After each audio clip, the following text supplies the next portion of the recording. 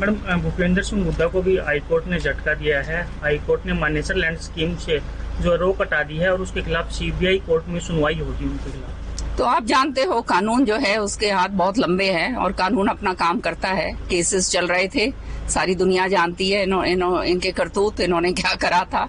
तो अब जो है वो कानूनी कार्रवाई हो रही है, उसके ऊपर परेशानी नहीं होनी चाहिए। जो दूध का दूध है, पानी का पानी आ ही जाएगा सामने। जो इन्होंने करा है, देखो जो कर्म आदमी करता है वो अपने सामने आ ही जाते हैं। मैडम, पानी को लेकर के किस तरह से देख रहे हैं? जो पंजाब हाई कोर्ट के द्वारा भी बीबीएमबी को नोटिस जारी किया गया था तमाम चीजों के दौरान। ये बड़े दुर्भाग्य की बात है कि एक संवैधानिक पद के ऊपर आसीन जो मुख्यमंत्री हैं, पंजाब के इलेक्टेड मुख्यमंत्री, वो इस तरह के काम कर रहे हैं, क्योंकि ये जो है पूरी तरह से असंवैधानिक है। फेडरल स्ट्रक्चर को ये खराब करता है। बीबीएमबी जो है एक संवैधानिक जो है वो है कॉन्स्टिट्यूशनल बॉडी है और जो निर्धारित करती है कि किसका पानी कितना कहाँ जाएगा, तो उसके हिसाब से जो है पानी दिया जाता है। पानी हर एक का हक है।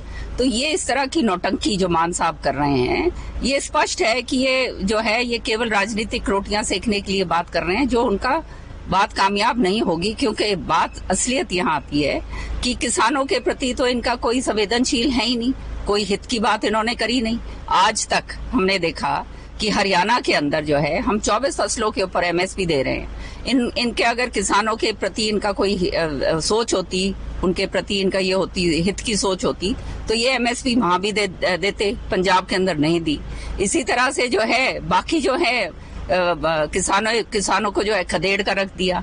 अब जो है केवल ये देखते हुए कि आने वाले समय में इलेक्शन है और इसको जो है मुद्दा बना लीजिए, तो वो मुद्दा तो बनने वाला नहीं है, क्योंकि लोग इनको अच्छी तरह से जान गए। जब तक दिल्ली के अंदर थे तब तक तो पानी के अंदर कोई रुकावट इन्होंने नहीं करी, क्योंकि दिल्ली में भी पानी जाता था और हरियाणा ने कभी रुकावट करी नहीं।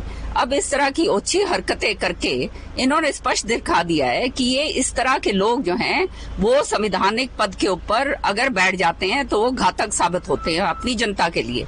और खास तौर से मैं तो एक बात और कहूंगी कि आज के दिन जब देश एकजुट है, जब हमारे ऊपर प्रहार हुआ है, हमने उसका मुंह तोड़ जवाब दिया है हमारी सेना ने।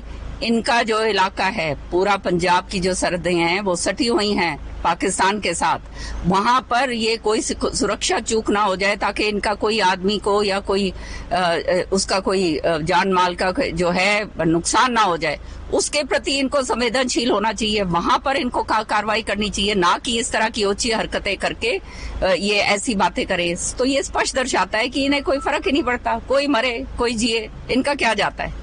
ये जो है इस तरह के लोग ये हमेशा जो है, मैं समझती हूँ बहुत दुर्भाग्य की बात है कि ये आसीन ऐसे पदों पर हो जाते हैं और आने वाले समय में लोग इनको, जैसे दिल्ली में इनको नकार दिया पूरी तरह से, पंजाब में भी नकारें। हमने उन्हें पूरी तरह से तहस नहस कर दिया।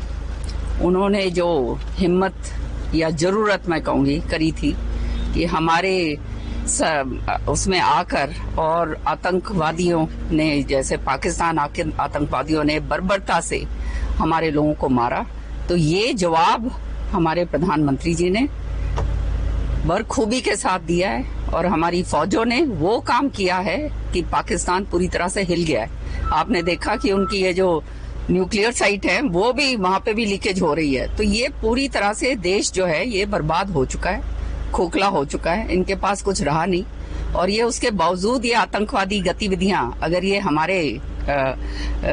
हमारे देश के प्रति करेंगे, तो हमारे माननीय प्रधानमंत्री जी ने स्पष्ट करा है कि हम एक एक को उसके बिल में जाकर उसको मारेंगे, कोई हम आतंकवाद को यहाँ पे छोड़ेंगे नहीं।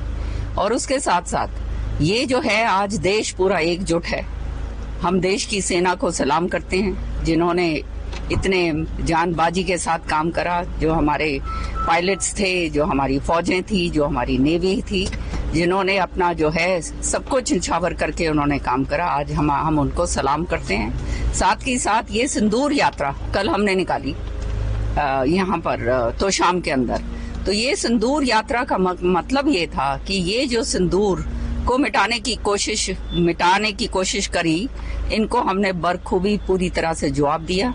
और जो है इनको मालूम चल गया कि अब आने वाले समय में हिंदुस्तान जो है वो चुप नहीं बैठेगा।